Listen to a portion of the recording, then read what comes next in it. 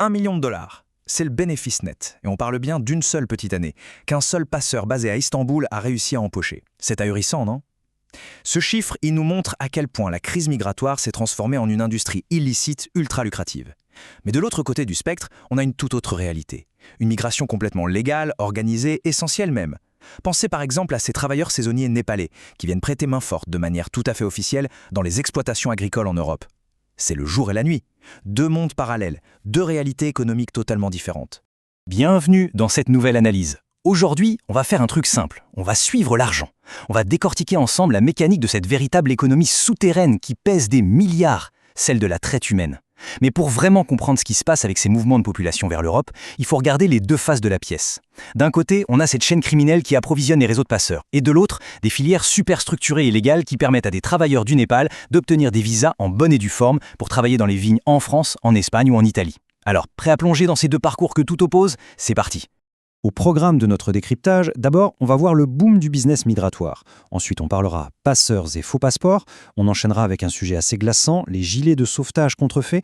Puis on verra comment certains profitent sur la ligne de front avant d'aborder les enlèvements sur la route des Balkans. Et on terminera sur la façon dont la fermeture des frontières génère, paradoxalement, des profits plus élevés pour les mafias. Gardez bien en tête, tout au long de notre exploration, ce contraste énorme entre ces filières illégales qui capitalisent sur l'urgence et les voies d'immigration légale. On commence donc avec notre premier point, le boom du business migratoire. L'année dernière, on a vu près d'1 million de réfugiés et de migrants entrer en Europe de façon irrégulière. Pour vous donner une idée, pour les réseaux criminels, ce n'est pas une crise humanitaire, c'est carrément une base de clients inespérée. Ils ont littéralement transformé un exode massif en une industrie froide et implacable. Et pendant ce temps-là, des milliers de contrats légaux se signaient pour combler le manque de main-d'œuvre agricole, ce qui prouve bien que le besoin de mouvement, il existe vraiment des deux côtés de la loi. Pour bien comprendre, regardons un peu les tarifs. Prenez un réseau classique, comme celui d'un passeur qu'on appellera Mohamed. Sa grille tarifaire fait froid dans le dos par son cynisme. Le produit d'appel, on va dire, c'est la traversée basique en bateau. Comptez au minimum 750 €. Ensuite, vous avez les options. Un faux passeport syrien, c'est 2000 $. Et des gilets de sauvetage, en faire de prétendus gilets, entre 8 et 30 €. Vous multipliez ça par des dizaines de milliers de personnes et on pige tout de suite comment ces types brassent des millions d'euros par an. On est à des années-lumière des salaires honnêtement gagnés par nos travailleurs saisonniers avec leur visa en règle. Ce qui nous amène naturellement au point numéro 2, passeurs et faux passeports. Le truc, c'est que la demande pour franchir les frontières est tellement massive qu'elle a carrément fait naître une industrie de la contrefaçon hyper sophistiquée. Et là encore, c'est vraiment le miroir inversé du parcours super rigoureux de nos travailleurs népalais qui, eux, doivent fournir d'authentiques documents et passer par toutes les vérifications des ambassades pour entrer en Europe. Alors, comment ça marche avec ces passeports? Il y a une vraie différence entre deux types de fraude. Le Saint Graal pour les passeurs, ce sont les fameux vrais faux. En gros, l'enquête nous apprend que des groupes rebelles ont mis la main sur des centres administratifs en Syrie et ont raflé des montagnes de passeports vierges, 100% authentiques.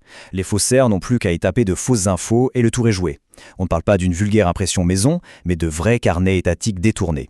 C'est un marché noir hallucinant, carrément à l'opposé des démarches transparentes des ouvriers agricoles népalais qui travaillent légalement chez nous.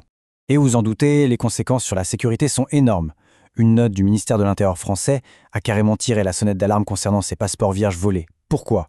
Eh bien, on estime qu'environ 500 djihadistes auraient pu se glisser dans ce flux migratoire totalement incognito grâce à cette fraude presque indétectable. C'est fou quand on y pense. Pendant que des réseaux exploitent ces failles béantes pour s'infiltrer, on a de l'autre côté des gens comme les saisonniers népalais qui subissent des vérifications d'antécédents ultra strictes juste pour venir récolter des fruits légalement. On passe à notre troisième point, et là on touche à quelque chose de vraiment dramatique. Des gilets de sauvetage contrefaits et mortels.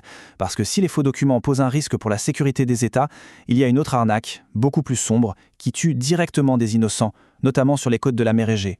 Le processus de fabrication de ces faux gilets, il est d'une simplicité terrifiante.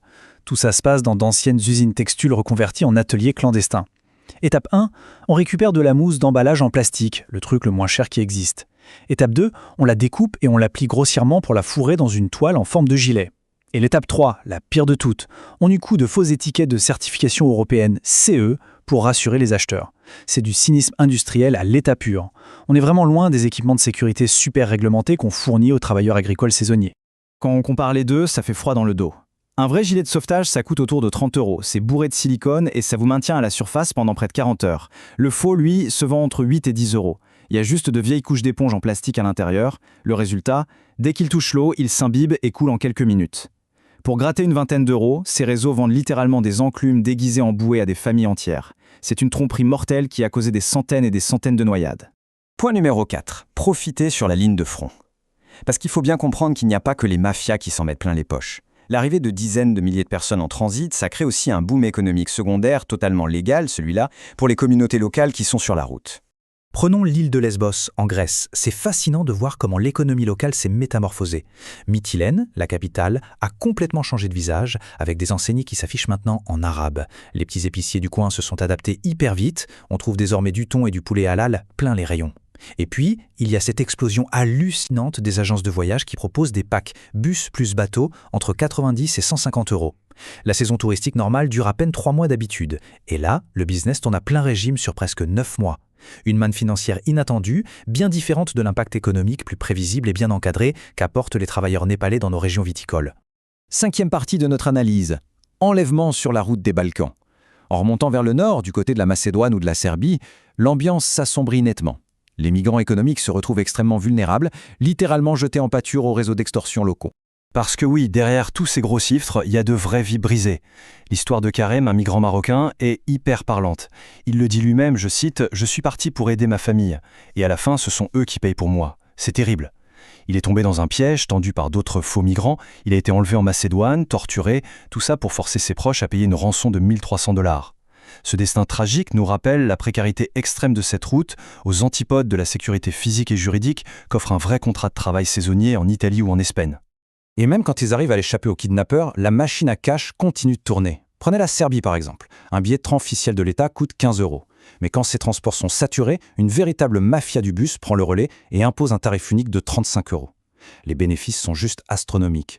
On parle de réseaux locaux qui peuvent générer jusqu'à 1 million € par mois simplement en exploitant l'urgence absolue et le désespoir de passagers clandestins qui n'ont pas d'autre choix. Nous voici à notre 6e et dernier point, des frontières fermées pour des profits plus élevés. C'est peut-être le plus contre-intuitif, mais l'économie criminelle réagit au quart de tour à l'environnement politique et aux politiques frontalières européennes.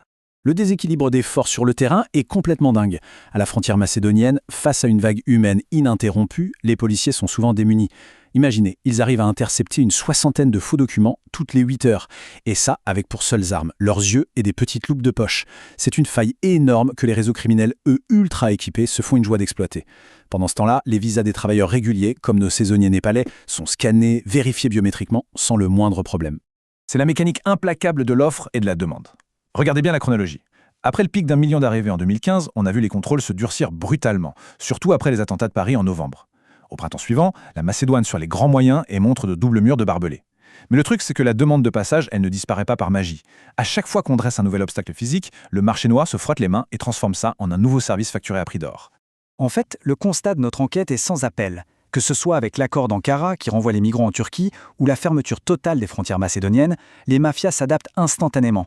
Elles ne vont pas abandonner une poule aux odeurs pareilles, elles créent tout simplement de nouvelles routes. Des détours plus longs, beaucoup plus dangereux et bien sûr nettement plus chers. C'est une adaptabilité criminelle constante qui contraste brutalement avec le cadre très rigide, mais protecteur, des migrations de travail légales.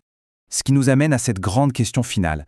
Tant que le besoin viscéral d'une vie meilleure et de sécurité existera, est-ce qu'une simple politique de fermeture et de murs pourra un jour réellement mettre cette mafia en faillite? Ou bien l'avenir ne passerait-il pas plutôt par un vrai élargissement des voies légales et sécurisées, comme le montre le succès de ces travailleurs saisonniers népalais, devenus indispensables à notre économie? Voilà une vraie réflexion sur ce délicat équilibre entre l'économie de l'ombre et la migration régulée. Merci à tous d'avoir suivi ce décryptage et à la prochaine.